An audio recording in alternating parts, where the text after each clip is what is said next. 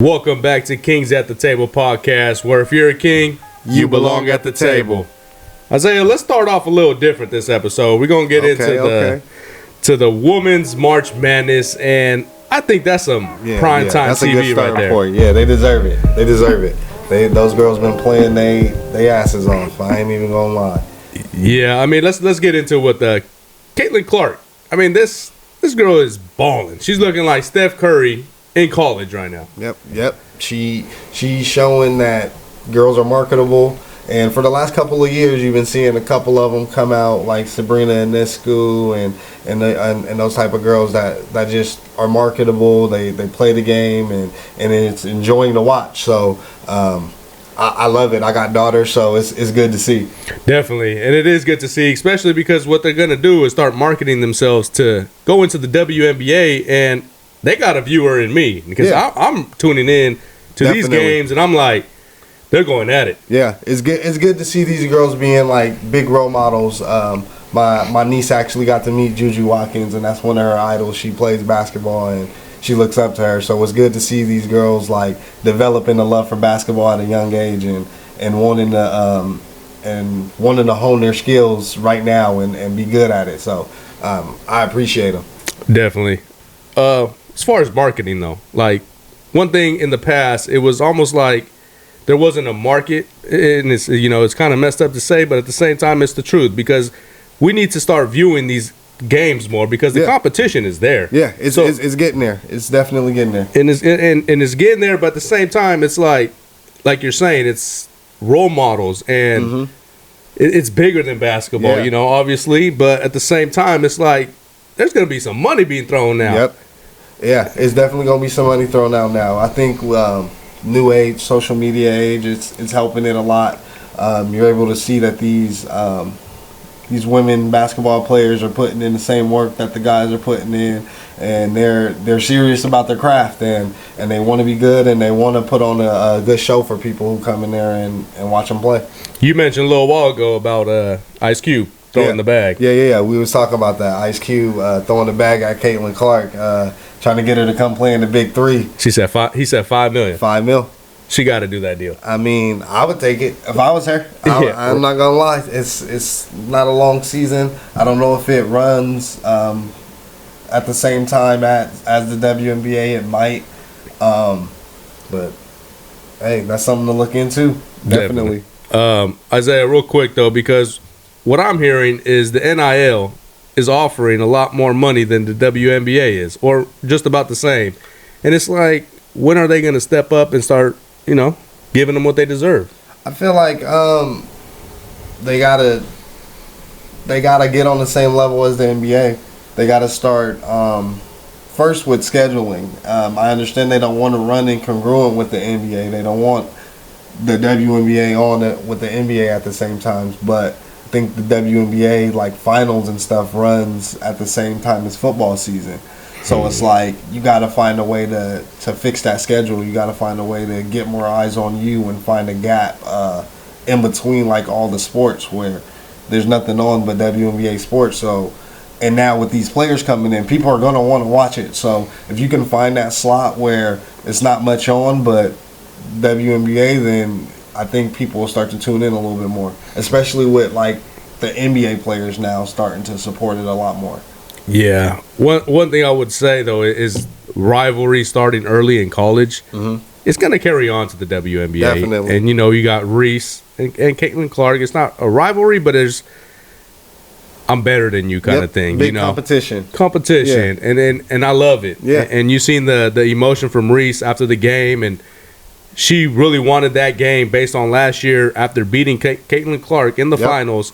She said after that she had a lot of backlash and just the way she carried herself. And it's like, how do you attack somebody's character after being the NBA or NCAA champion? Yeah. Let her be. Yeah. I feel like this is, you know how like the NBA took off once Magic and Bird had their little thing in college and then they went to the NBA and then everybody started tuning in more. I feel like this is exactly what's about to happen for WNBA.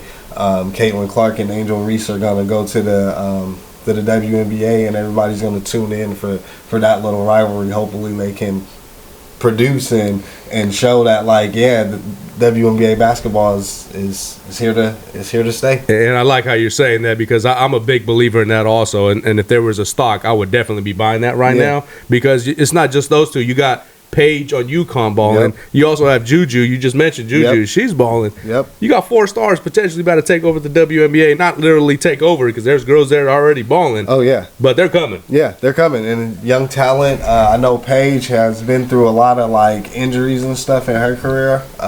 So to see her recover and come back and show that she still got it, and she's going for a national championship right now. Yeah, she's hungry. I think I seen her post. She gave the Kobe line after the interview. Job not finished. Oh, it's not finished. Okay, can't celebrate yet. Don't not sleep. Finished yet. Yeah. So she's hungry too. So it's gonna be nice to see. Yeah, well, I mean, that's a good transition point as far as being hungry and not finished. You got LeBron James going into his 20 what season? 20th, I think. 20th. Okay, and they're in the play-in seeding right now, but at the same time, it's this is huge in his career as far as, we obviously know he's heading out in a couple years. He mentioned today or yesterday that he has 1 or 2 more seasons. Mm-hmm. So he still sees himself playing, but this season is huge based on how these top-tier teams, they're young. You got the Thunder, the Timberwolves.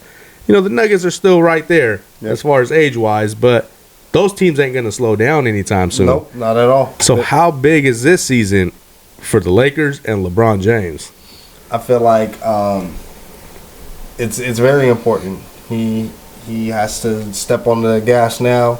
They got to figure out a way to push and make some noise, because I can't really see that team getting any younger. I don't feel like they have enough draft picks and stuff to acquire young talent, because they usually trade all the draft picks away. Yeah. So it's gonna be tough. So you either gotta win now with LeBron, or soon you're gonna have to think about blowing it up. I agree, but what way do you blow it up? Because obviously LeBron is heading out, and they got some pieces around Anthony Davis. You see, when LeBron was out for a while, they were winning these games. Yeah. I mean, they're 7-1 and 6-1 in their last 7 games. Yeah. So they're playing pretty decent right now, and it's a perfect time. Yeah, and I feel like you got to look at those rest games for LeBron. LeBron's just he's getting rest and playing at the same time still, but he's gearing up for what he got to do in the playoffs or in the play-in first, because he knows that it's going to be tough. But I can definitely, I think he had, last game, Bron had 40 or something like that. It was 40 points against Brooklyn. Yeah, so he knows what's coming. He's getting ready, and we've seen many times in his career where he turns that switch on when the playoffs come and looks like a totally different player. So I know he says he only got 1 or 2 years left, but that guy can still play basketball. So I don't know how you blow it up, especially with him leaving. So it's kind of hard. You see what happened with Cleveland and Miami after he left.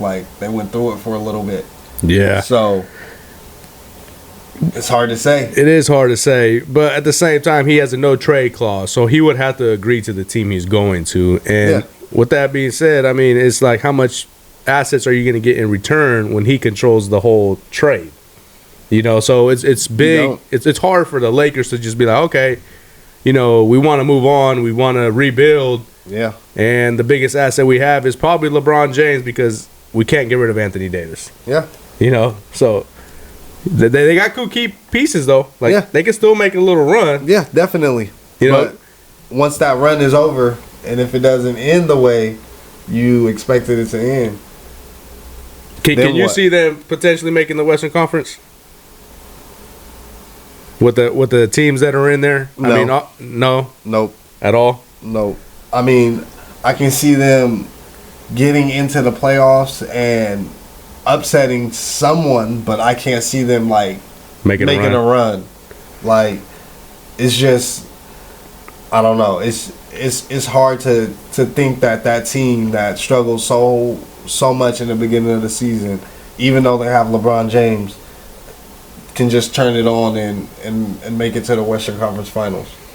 Yeah, the thing is, I'm gonna agree with you, but it's like there's times that I sit there and I'm watching them and I'm like, I can see him have one more run, and it's like the top teams that are up there, they don't scare me, which is crazy because I'm saying that as a Kings fan and we're in the 8th seed. Yeah, but it's like there's tiers when it comes to sports, and I think the Nuggets are on a tier on their own when it comes to the Western Conference. Like I can't put it in. Maybe the Timberwolves up there. Can you agree? Or I think they gotta prove it first.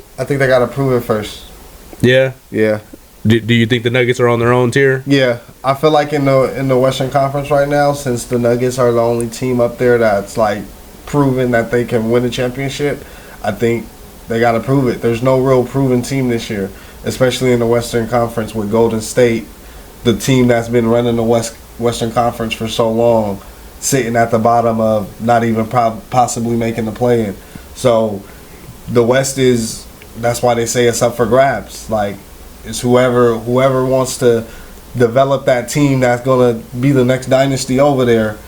It's up for grabs right now. So got to figure it out because there's a lot of inexperience up there besides the Denver Nuggets. And really, if you think about it, yeah, they won last year, but they don't have a ton of experience to where you can say they're a dynasty. And they're for sure going to be there again, kind of thing, right? Yeah. So with that being said, that's why I'm saying, like, for some odd reason, I can kind of see the Lakers make a run. They obviously have to make the playoffs. That's going to be tough itself for any of those play-in guys. I mean, you're talking the Suns, Kings, Lakers, and Warriors as of now, today. Yep.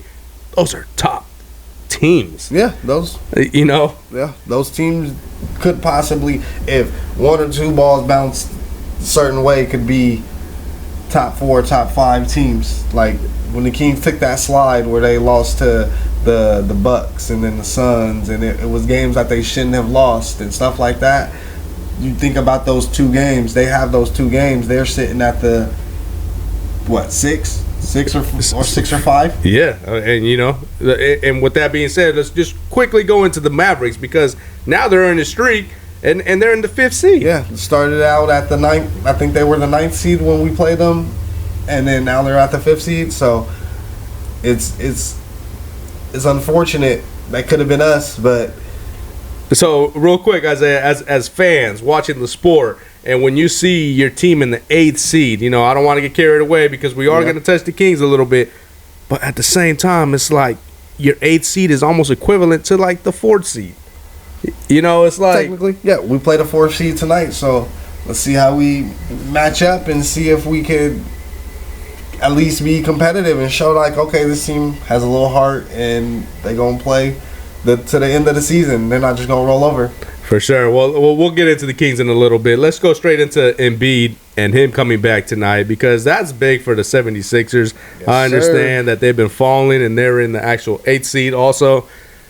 But getting an MVP of last year back, how big is that going into the playoffs, Isaiah? It's big. It's big for a lot of people's confidence that's on that team. So I know for sure now, like, I don't know how much, if he's on a minute restriction or anything, but I know just having him with the team picks up a lot of people's confidence, and they can play a lot looser.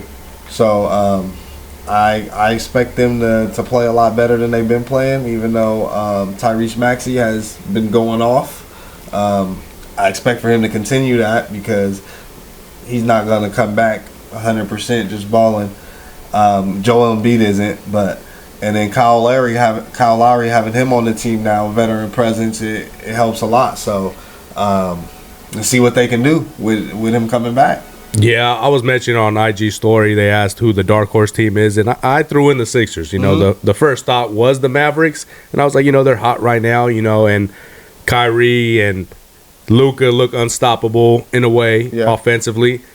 But the Sixers, I mentioned how they were the number 2 seed or overall in the league behind the Celtics, over the Nuggets, over the Thunder, before Embiid went down. And Embiid was balling. Yeah, he was going to get that back-to-back MVP. Yes. And I understand it's going to take a while for him to get into groove, but at the same time, 70% Embiid is better than no Embiid. And not just no Embiid, but 80% of the centers in the league. Yeah, definitely. Yeah, so he's definitely gonna come back and prove that, because I think that him being hurt knocked him out of the MVP race with that new rule. So I think he's coming back with a vengeance, and he's gonna prove that he deserves it. And right now they're about 2 games out of the playoffs, and obviously there's 8 games left, but they're playing themselves. They got the Miami Heat with them too, so it's like the East, the West, overall the whole NBA is gonna have some great matchups. Yeah, it's gonna be a tough late April for a lot of teams, man. That playoff race is gonna be crazy this year. Yeah, well, let's get into our Kings, Isaiah, because I think we have a lot to talk about. Definitely. And some good, some bad, but I think I'd rather start off with the bad. Yep, let's get it off. Let's rip the Band-Aid off. Let's rip it off, because we have some injuries, and Herter's out for the season. Yep. And Monk went down, and he's expected to miss 6 to 8 weeks. When I heard that news, I threw in the flag. I raised the flag. I'm not going to lie. It was the realest flag, I guess you can say, but at the same time, I was caught up in my feelings, bro. Yeah, I was definitely. like, God damn it. I was hurt when it happened too, man. It's tough to see that happen, especially with the year he's been having. 6th man of the year. Hopefully they still give it to him, because he deserves it. I don't see anybody else getting it this year. But it's just tough, man.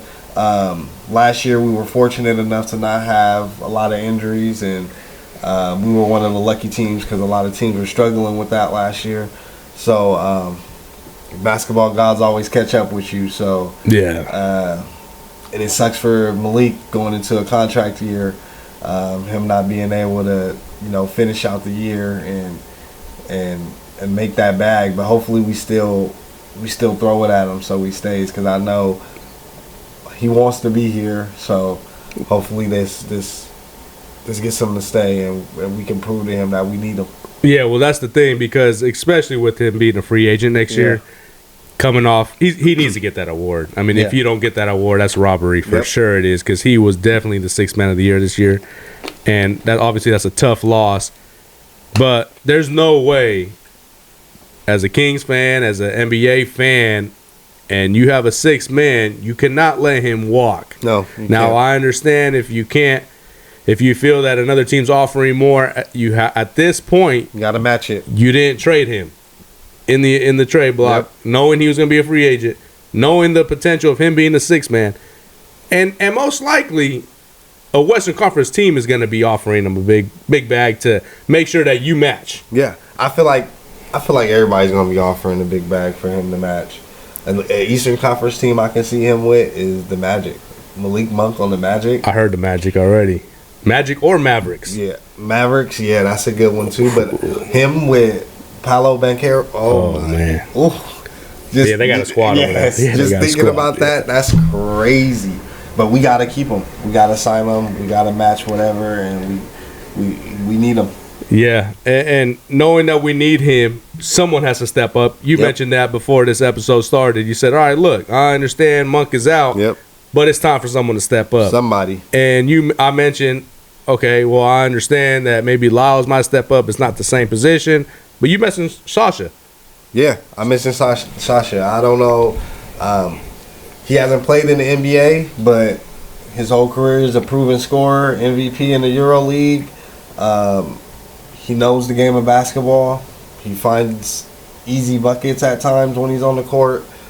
He moves without the basketball. So hopefully he can come in and just be a staple and just hold it together. Hopefully we can just hold it together until Malik Monk gets back, and he can come back in the second round of the playoffs after we win the first round. Who we gonna beat, Isaiah? Since you say we're gonna win the first round, I don't know whoever the matchup is. I'm just trying to speak it into existence. I hear that for sure. Okay, well, going into the play-in, because most likely, well, we don't know yet. That's what I'm saying, bro. We don't know yet. I'm just trying to speak it into existence. And I'm with you, because at the same time, you got the Pelicans falling down, and the Suns only have a half game ahead of us. We play tonight against the Clippers. If we win, we'll move up to that 7 seed. Yeah, so there is the chance that we could buy some extra time for Monk to come back. Yes, definitely.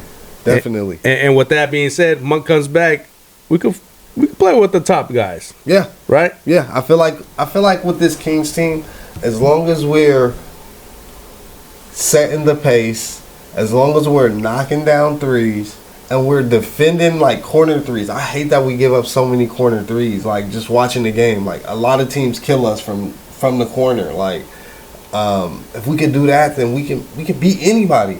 Yeah, we've said that before. When we play our game, we can beat anybody in the league.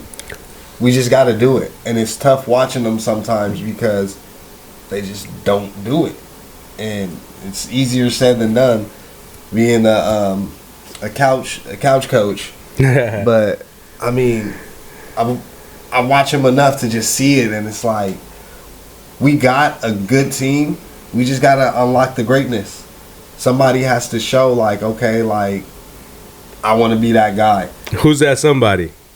De'Aaron Fox.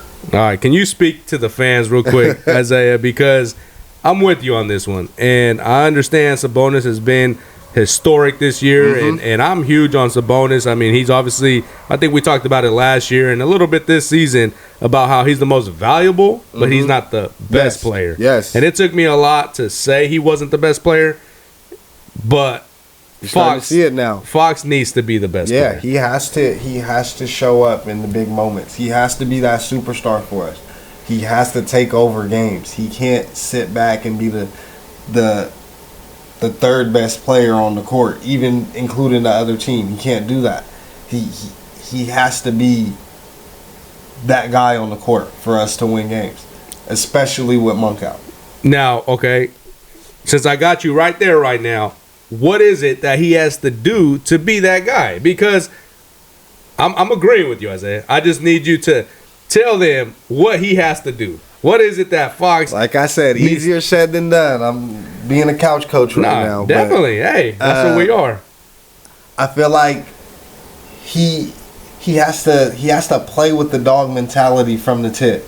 He can't wait until we get down or he gets upset or he gets mad or he's not getting fouls or stuff like that. He has to go into the game understanding, like, fuck the ref, fuck the whistle, I'm going to get a bucket. Okay. I got to get a bucket. And in the last couple games, especially when Monk went out and when we played the Jazz on Sunday, he's been doing a great job of distributing the ball.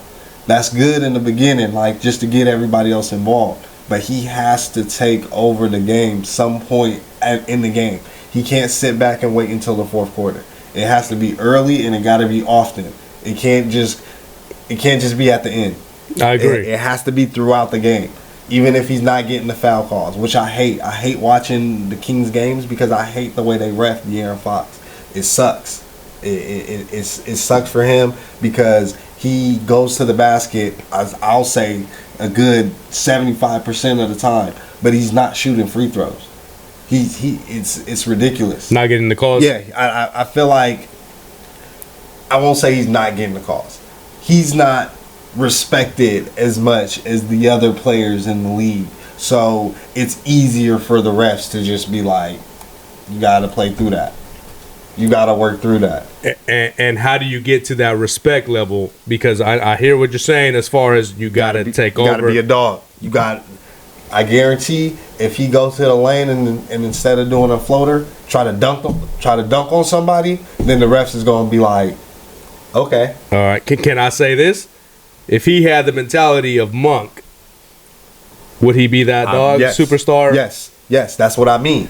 Attacking the basket with some aggression instead of looking for the foul. And we see that he has that potential. Yeah, he definitely has the potential. But it's when it comes and goes. Yeah. And it can't come and go. He got to play with that the whole time. And again, you're saying a couch coach. We understand we're at a different position because we're not there right now playing or whatever the case may be. But at the same time, it's a mentality thing. You have to just you got to turn into a dog, man. Yeah. You have to understand this is it. No matter what, I'm going. Yeah, I'm all out. All out. Yeah, but I know it's tough. I know it's a different position for him to be in, But that's my favorite player on the Kings.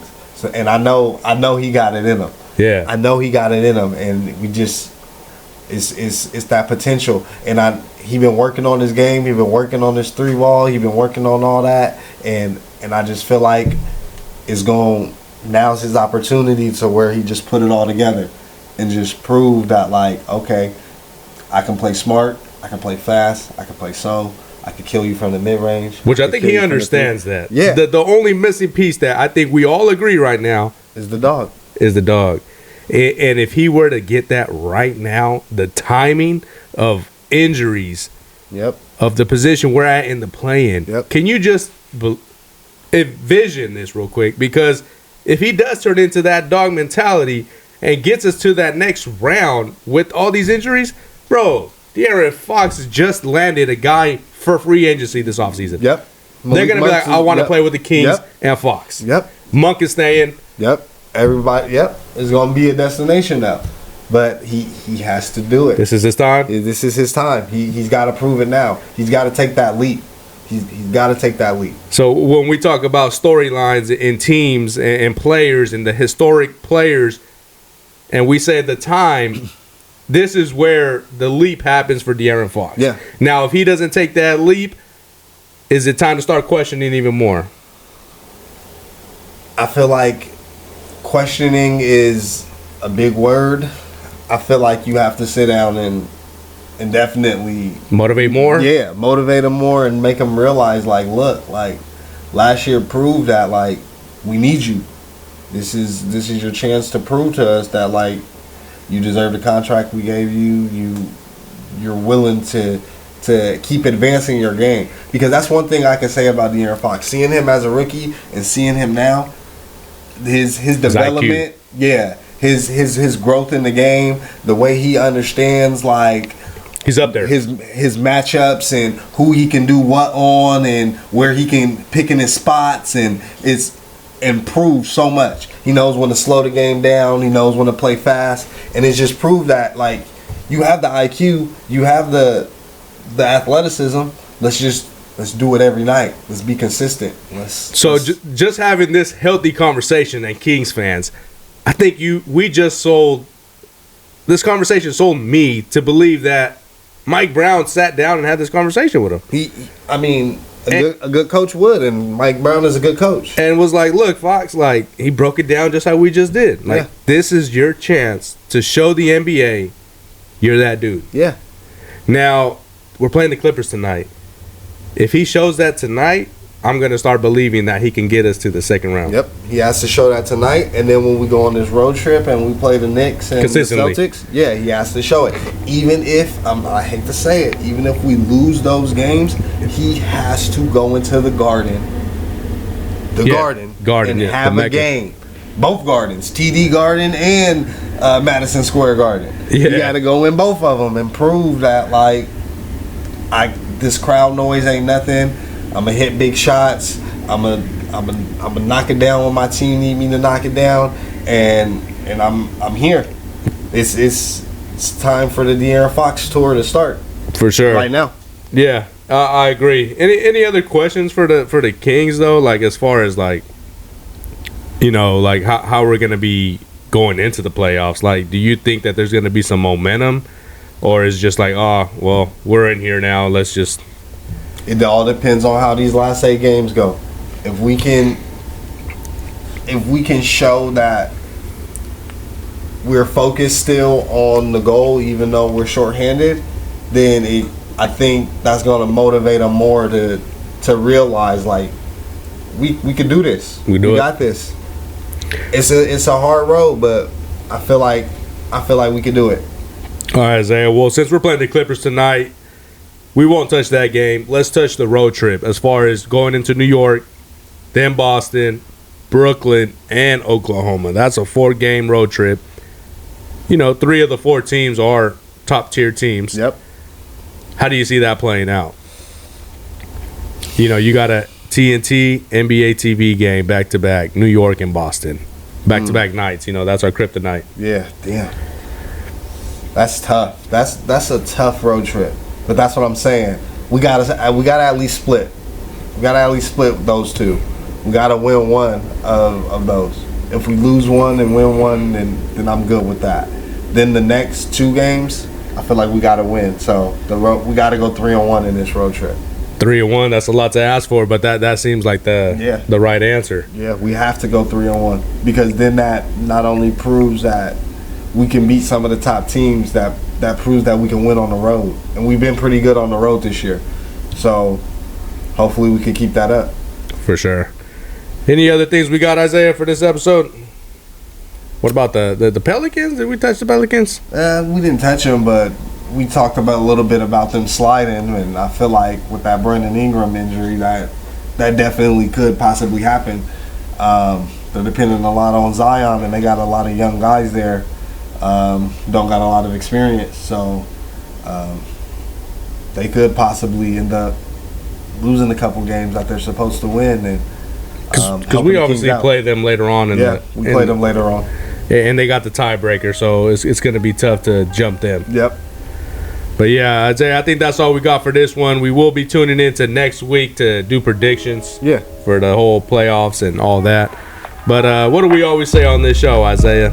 If you're a king, you belong at the table. Gone. Out.